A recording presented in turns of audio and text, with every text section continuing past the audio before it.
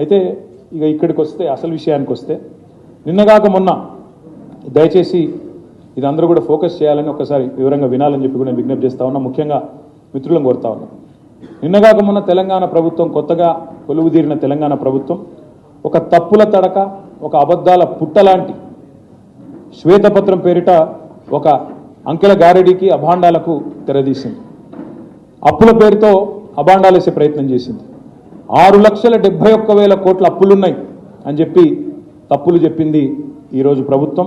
Assembly సాక్షిగా, అత్యున్నత చట్టసభ సాక్షిగా పూర్తి స్థాయి సత్యదూరమైన మాటలకు తెరదీసింది ఈ ప్రభుత్వం. అందుకే వాళ్ళ డొల్లతనాన్ని, వాళ్ళ రాజకీయ దివాలా కోరుతనాన్ని వివరించడానికే ఈరోజు ఈ స్వేదపత్రం. అప్పుల పేరుతో అభాండాలు వేసినారు. కానీ వాస్తవం ఏంటి అంటే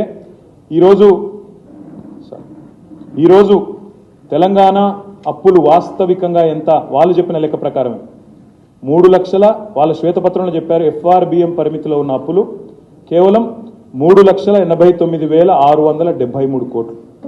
అందులో వాళ్ళ ప్రభుత్వం మాకు ఇచ్చిపోయిన అప్పులు పాత అప్పు ఆనాడు 2013 ప్రభుత్వం మాకు ఇచ్చిపోయిన అప్పులు పాత అప్పు ఆనాడు 2013-14లో వాళ్ళు దిగిపోయే నాటికి ఉన్న అప్పులు 72,658 కోట్లు.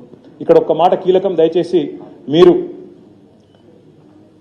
మీరు దయచేసి నేను మిమ్మల్ని కోరేది, ఇక్కడ దయచేసి మీ అందరినీ కూడా ప్రార్థించేది, ఇక్కడ ఇంపార్టెంట్ పాయింట్ ఏంటంటే మాకు 2013-14లో ఇచ్చింది, వాళ్ళు ఇచ్చిపోయింది 72,658 కోట్లు.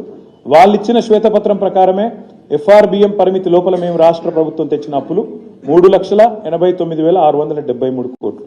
అంటే ఎంత అంటే 389 మైనస్ 72,658 తీసుకుంటే 3,17,015 కోట్లు మాత్రమే.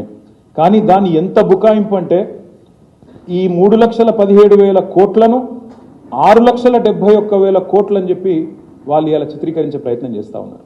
ఇది